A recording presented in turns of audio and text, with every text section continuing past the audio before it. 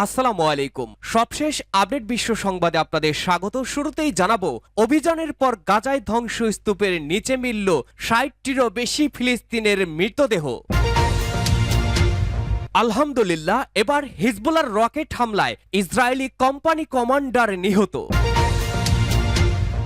জানিয়ে দেব, হামাসের হামলা ঠেকাতে ব্যর্থতার দায় স্বীকার ইসরায়েলের। এদিকে গাজা যুদ্ধে ন্যাটোর ৩২ দেশকে এরদোগানের হুঙ্কার, ইসরায়েলের স্বার্থে কাজ করতে পারবে না ন্যাটো। এবং সর্বশেষ জানিয়ে দিব, ইয়েমেনি প্রতিরোধের নেতার সুস্পষ্ট বক্তব্য, গাজা যুদ্ধে মানুষ ইহুদিবাদের ভয়ঙ্কর চেহারা সম্পর্কে সচেতন হয়েছে। গর্জনকারী হিংসের থেকে পালিয়েছে যুক্তরাষ্ট্রের জাহাজ। হুতিদের হামলায় প্রকম্পন শুরু হয়ে গেছে পশ্চিমা রাষ্ট্রগুলোর। শুনছিলেন আন্তর্জাতিক গণমাধ্যমে প্রকাশিত সবশেষ আপডেট সংবাদগুলোর শিরোনাম। এবারে জানাবো বিস্তারিত। দখলদার বাহিনীর অভিযানের পরে গাজায় ধ্বংসস্তূপের নিচে মিলেছে ৬০টিরও বেশি লাশ। ইসরায়েলি অভিযানের পর ফিলিস্তিনের গাজা শহরের শেজাইয়া এলাকায় ধ্বংসস্তূপের নিচ থেকে ৬০টিরও বেশি লাশ উদ্ধার করা হয়েছে। এছাড়া আশপাশের ধ্বংসস্তূপের নিচে এখনো অনেক লাশ আটকে আছে বলেও একজন কর্মকর্তা জানিয়েছেন।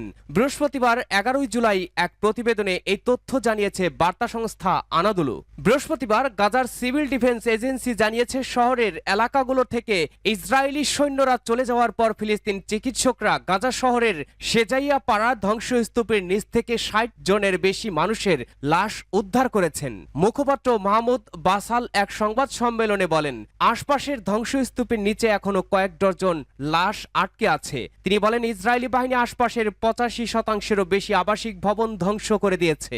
শেজাইয়া বর্তমানে একটি দুর্যোগপূর্ণ এলাকায় পরিণত হয়েছে, যা বসবাসের জন্য উপযুক্ত নয়। এর আগে গত বুধবার ইসরায়েলি সেনাবাহিনী গাজায় ২ সপ্তাহ আগে অনুপ্রবেশের পর শেজাইয়া এলাকায় তাদের সামরিক অভিযান তারা শেষ করেছে।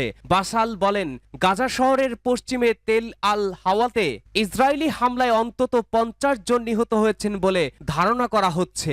তার ভাষায়, ইসরায়েল আক্রমণে অনেক পরিবার আটকা পড়েছে এবং উদ্ধারকারীরা তাদের কাছে পৌঁছতেই পারছে না। মূলত গাজায় অবিলম্বে যুদ্ধবিরতি দাবি জানিয়ে জাতিসংঘের নিরাপত্তা পরিষদের প্রস্তাব সত্ত্বেও ইসরায়েল অবরুদ্ধ এই ভূখণ্ডে তার নৃশংস আক্রমণ অব্যাহত রেখেছে। আলহামদুলিল্লাহ, এবার রকেট হামলায় ইসরায়েলি কোম্পানি কমান্ডার নিহত। এদিকে গাজায় নিহতের সংখ্যা ৩৮,০০০ ছাড়িয়ে গেছে। ফিলিস্তিনে অবরুদ্ধ গাজা ভূখণ্ডে ইসরায়েলি হামলায় মৃতের সংখ্যা ৩৮,০০০ ছাড়িয়ে গেছে। ৭ই অক্টোবরের পর থেকে চলমান এই হামলায় আহত হয়েছেন ৮৭,০০০-এর বেশি ফিলিস্তিন নাগরিক। অবরুদ্ধ গাজা উপত্যকায় অন্তত ১০,০০০ মানুষ নিখোঁজ রয়েছেন বলেও জানিয়েছে মধ্যপ্রাচ্যের সংবাদ সংস্থা আল জাজিরা। বৃহস্পতিবার অবরুদ্ধ গাজার স্বাস্থ্য মন্ত্রণালয় জানিয়েছে, ২৪ ঘন্টায় ইসরায়েলি বাহিনীর হামলায় অন্তত ৫৮ জন নিহত এবং আরও ১৭৯ জন আহত হয়েছেন। অনেক মানুষ এখনো ধ্বংসস্তূপের নিচে এবং রাস্তায় আটকা পড়ে আছেন, কারণ উদ্ধারকারীরা তাদের কাছে পৌঁছতেই পারছেন না। এদিকে একের পর এক ব্যর্থ হচ্ছে ইসরায়েলি গাজা যুদ্ধবিরতির সব আলোচনা। যুদ্ধবিরতি আলোচনার অচল অবস্থার জন্য উভয় পক্ষই একে অন্যকে দায়ী করছে। প্রসঙ্গত, গত ৭ই অক্টোবর হামাসের আন্তঃসীমান্ত হামলার পর থেকে ইসরায়েল গাজা উপত্যকায় অবিরাম বিমান ও স্থল হামলা চালিয়ে যাচ্ছে। ইসরায়েলি এই হামলায় হাসপাতাল, স্কুল, শরণার্থী শিবির, মসজিদ, গির্জা সহ হাজার হাজার ভবন ক্ষতিগ্রস্ত বা ধ্বংস হয়ে গেছে। অপরদিকে লেবানন ও ইরান সমর্থিত শক্তিশালী সশস্ত্র গোষ্ঠী হিজবুল্লাহর রকেট হামলায় ইসরায়েলের এক সেনা কর্মকর্তা নিহত হয়েছেন। তিনি ইসরায়েলি সামরিক বাহিনীর একটি ইউনিটের ডেপুটি কোম্পানি কমান্ডার ছিলেন। তিনি গাজায় ইসরায়েলি আগ্রাসনে অংশ নিয়েছিলেন। সম্প্রতি তাকে লেবানন সীমান্তে পাঠানো হয়। সেখানেই হিজবুল্লাহর রকেট হামলায় প্রাণ হারান তিনি। শুক্রবার এক প্রতিবেদনে এই তথ্য জানিয়েছে ভারতীয় সংবাদ মাধ্যম এনডিটিভি। প্রতিবেদনে বলা হয়েছে, বৃহস্পতিবার হিজবুল্লাহর রকেট হামলায় একজন ইসরায়েলি সেনা কর্মকর্তা নিহত হয়েছেন বলে ইসরায়েলি সেনাবাহিনী এক প্রেস বিবৃতিতে জানিয়েছে। সিনহুয়া নিউজ এজেন্সির খবরে বলা হয়েছে, হিজবুল্লাহর হামলায় নিহত ওই কর্মকর্তার নাম ইতাই গালিয়া। ৩৮ বছর বয়সী ওই কর্মকর্তা ইসরায়েলি সেনাবাহিনীর ৬৬৯তম আর্মড ব্রিগেডের ৮,৬৭৯তম ইউনিটের ডেপুটি কোম্পানি কমান্ডার ছিলেন। ইসরায়েলের বিরুদ্ধে হিজবুল্লাহর ব্যাপক হামলার সময় ইসরায়েল অধিভুক্ত গোলান মালভূমিতে একটি রকেট আঘাত হানলে তিনি নিহত হন। হামাসের হামলা ঠেকাতে ব্যর্থতার দায় স্বীকার ইসরায়েলের। ফিলিস্তিনের স্বাধীনতাকামী গোষ্ঠী হামাসের নজিরবিহীন হামলায় নিজেদের নাগরিকদের নিরাপত্তা দিতে ব্যর্থ হবার কথা স্বীকার করেছে ইসরায়েল। গত বছরের 7ই অক্টোবর ইসরায়েলের ভূখণ্ডে হামলা চালায় হামাস। ওই হামলায় অন্যতম ক্ষতিগ্রস্ত একটি এলাকা হল কিপ্টুসবেরি। এই হামলার সময় সেখানকার জনগণকে রক্ষা করতে ব্যর্থ হয়েছে ইসরায়েলি সেনাবাহিনী। এ ঘটনায় প্রথম তদন্তে সামরিক বাহিনী নিরাপত্তা ব্যর্থতার বিষয়টি উঠে এসেছে। বৃহস্পতিবার 11 জুলাই বার্তা সংস্থা রয়টার্সের প্রতিবেদনে বলা হয়, 7ই অক্টোবর হামাসের হামলায় বেরিয়ে 1000 লোকের মধ্যে 100 জনেরও বেশি নিহত হয়েছেন। এছাড়া অন্তত 32 জনকে জিম্মি করা হয়, যাদের মধ্যে এখনো 11 জন হামাসের হাতে বন্দী রয়েছেন। ইসরায়েলি সামরিক বাহিনী জানিয়েছে, তদন্তে ওই দিনের ঘটনার লড়াই এবং নিরাপত্তা বাহিনীর আচরণ পরীক্ষা করা হয়েছে। হামলার ঘটনায় নিরাপত্তা বাহিনীর ব্যর্থতা স্বীকারের পাশাপাশি সেখানকার বাসিন্দাদের সাহসিকতার প্রশংসা করা হয়েছে।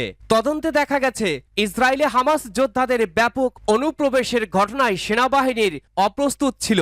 এলাকায় অপর্যাপ্ত সেনাবাহিনী এবং দুপুর পর্যন্ত ঘটনাগুলোর বিষয়ে স্পষ্ট ছিল না। ফলে তারা হামলা শুরুর কয়েক ঘন্টা পরেও বাসিন্দাদের সঠিকভাবে সতর্ক করতে পারেনি। এছাড়া এদিনের লড়াই ছিল সমন্বয়হীন।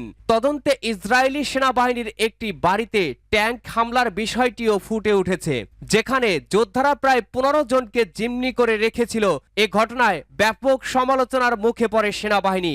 অভিযোগ করা হয় যে এ ঘটনায় বেসামরিক লোকদের ক্ষতির দিকে ঠেলে দিচ্ছে। তবে এ ঘটনায় সেনাবাহিনীর কোনো দোষ খুঁজে পায়নি ইসরায়েল। এরদোগানের হুঙ্কার, ইসরায়েলের স্বার্থে কাজ করতে পারবে না ন্যাটো। তুরস্কের প্রেসিডেন্ট রিসেপ তাইপ এরদোগান আজ শুক্রবার বলেছেন, কোনোভাবেই ন্যাটো ইসরায়েলের সাথে অংশীদারিত্বমূলক কাজ করতে পারবে না।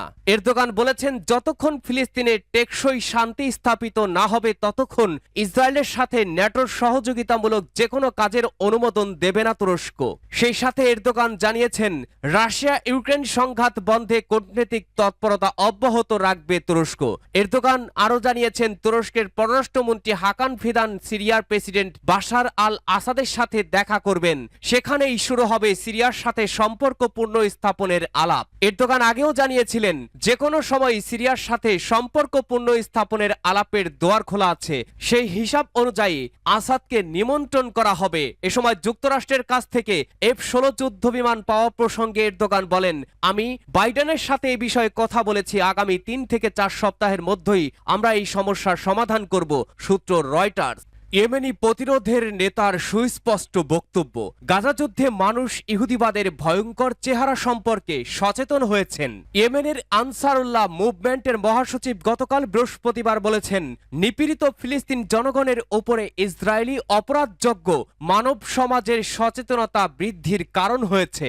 ইয়েমেনের আনসারুল্লাহ প্রতিরোধ আন্দোলনের সেক্রেটারি জেনারেল আব্দুল মালিক বদর উদ্দিন আল হুতি গাজা যুদ্ধকে মানবতার জন্য একটি বাস্তব পরীক্ষা বলে মন্তব্য করেছেন। তিনি বলেছেন, ফিলিস্তিনে ইহুদিবাদী শত্রুর অপরাধ নিপীড়ন বিশ্ববাসীর সামনে সচেতনতা ছড়িয়ে দেওয়ার ক্ষেত্রে গুরুত্বপূর্ণ প্রভাব ফেলেছে। যে সমাজে জায়নবাদের মহামান্বিত আদর্শের ধারণা বহু শতাব্দী ধরে নিহিত ছিল, সেই সমাজেই তাদের আসল চেহারা ফুটে উঠেছে। হুতি নেতা ইসরায়েলের প্রতি পশ্চিমা দেশগুলিকে ব্যাপক সমর্থনেরও সমালোচনা করেন। তিনি বলেন, ইসরায়েলি অপরাধের মুখে নীরবতার মানে হলো মানুষের মানবীয় অস্তিত্বকে অস্বীকার করা, মানবিক মর্যাদা এবং জীবনের অধিকারকে নষ্ট করা। ফিলিস্তিন শরণার্থীরা আমেরিকার স্মার্ট বোমা হামলায় নিহত হয়। ইয়েমেনের আনসারুল্লাহ আন্দোলনের মহাসচিব ফিলিস্তিন জনগণের ওপরে ইসরায়েলের নির্মম হত্যাকাণ্ডের কঠোর নিন্দা জানান। তিনি বলেন, ইসরায়েলি শত্রুরা এমন সব এলাকায় শরণার্থীদের লক্ষ্য করে হামলা চালায় যেসব এলাকাকে নিরাপদ জোন বলে দাবি করা হয়, অথচ ওই এলাকাগুলো ফিলিস্তিন সম্প্রদায়ের জন্য একটি মরণ ফাঁদ। ফিলিস্তিনের নিরস্ত্র শরণার্থীদেরকে আমেরিকার স্মার্ট বোমা দিয়ে লক্ষ্যবস্তু করা হচ্ছে, যেসব বোমা সাধারণত শক্তিশালী সেনাবাহিনীর বিরুদ্ধে ব্যবহার করা হয়। গাজার প্রতিরোধ শক্তিগুলোর সমর্থন আমেরিকার পছন্দ নয়। ইয়েমেনের বিপ্লবের নেতা তার বক্তৃতায় নিপীড়িত ফিলিস্তিন জাতির প্রতি প্রতিরোধ শক্তিগুলোর সর্বাত্মক সমর্থনে আমেরিকার ক্ষোভের কথা তুলে ধরেন। তিনি বলেন, ফিলিস্তিন জাতি ও গাজার প্রতি প্রতিরোধ শক্তিগুলোর সমর্থন আমেরিকার কাছে বিষাদ লাগে। অপরদিকে তিনি আরো বলেছেন, ফিলিস্তিন জাতির প্রতি ইয়েমেন, ইরাক এবং লেবাননের প্রতিরোধ গোষ্ঠীগুলির সমর্থনের প্রশংসা করে বলেন, শত্রুদের বিরুদ্ধে যুদ্ধে ইয়েমেন, ইরাক এবং লেবাননের সমর্থন নতুন সমীকরণ তৈরি করেছে।